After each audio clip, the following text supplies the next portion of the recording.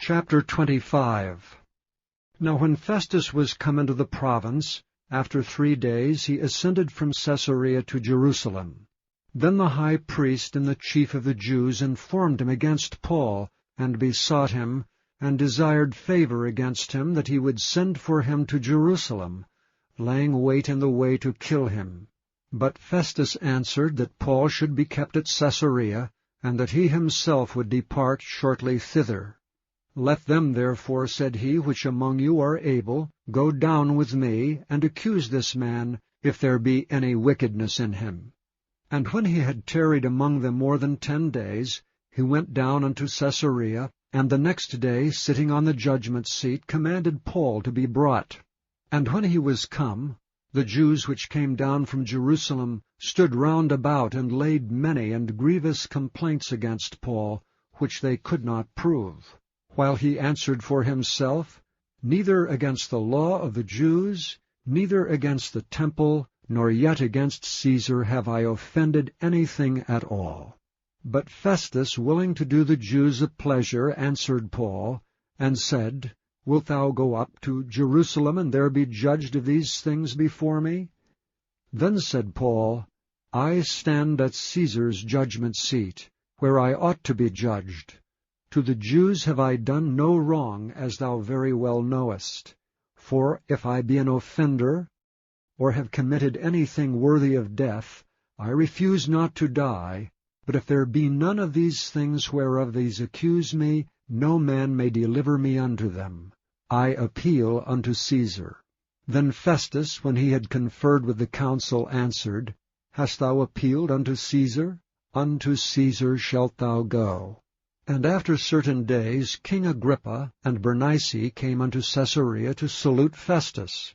And when they had been there many days, Festus declared Paul's cause unto the king, saying, There is a certain man left in bonds by Felix, about whom, when I was at Jerusalem, the chief priests and the elders of the Jews informed me, desiring to have judgment against him.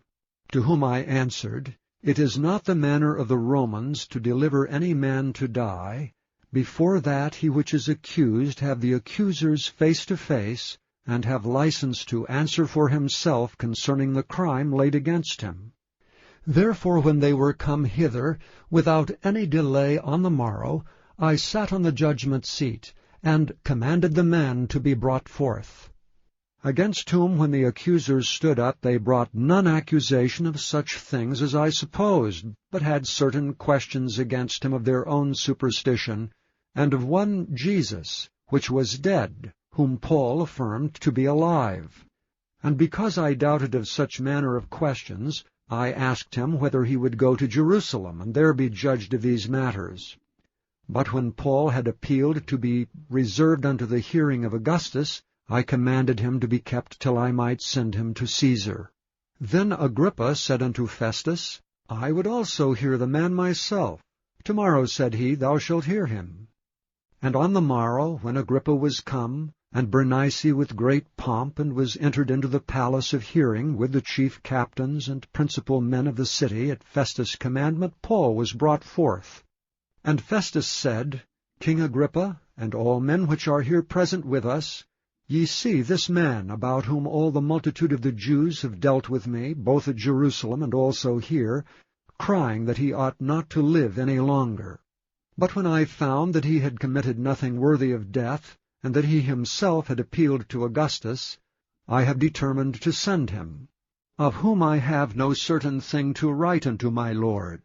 Wherefore I have brought him forth before you, and specially before thee, O King Agrippa, that, after examination had, I might have somewhat to write. For it seemeth to me unreasonable to send a prisoner, and not withal to signify the crimes laid against him.